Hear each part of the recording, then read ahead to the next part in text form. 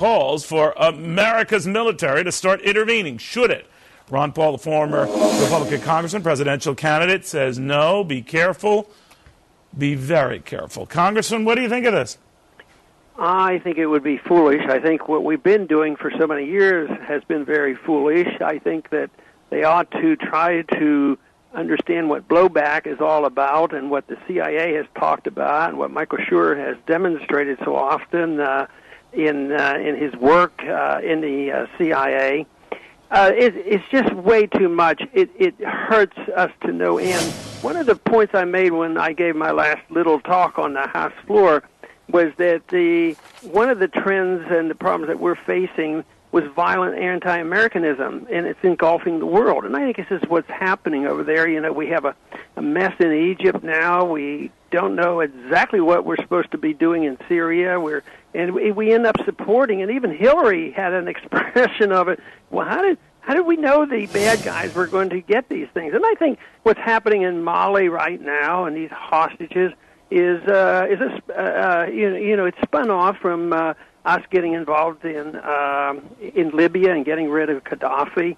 So one thing leads to another, and I just think that all these problems that we have makes my case very clear that we should have followed the founders' advice of staying out of the entangling alliances and staying out of the internal affairs of other nations, mind our own business, and save a dollar now and then because we're flat out broke. Well, the argument you get back, as you know, Congressman, is that we'll regret that because we essentially give the bad guys free run. Now, the argument against what they were just claiming is that, well, terrorists are not idiots. They can pack up and leave. So if things get dicey for them in Afghanistan or Pakistan, apparently they move to Mali or Algeria or what have you. But they seem to be pretty good at movement. So I guess the bigger question is, should we do anything about that, or do we just let them brazenly grow unobstructed? Well, what we have to decide is why we have the problem. If we come down on the side that it's spontaneous and they hate Americans, there's Al-Qaeda because they kill us and they don't like our prosperity and they don't like our freedoms, then you keep chasing them.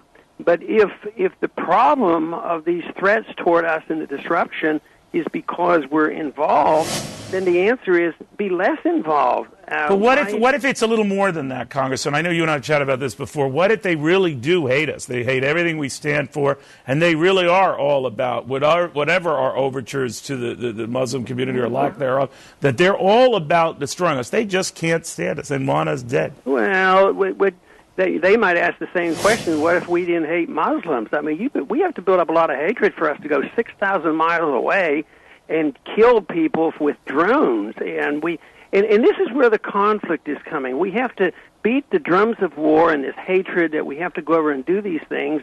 And then all of a sudden, we have an epidemic of suicides of American soldiers that come back.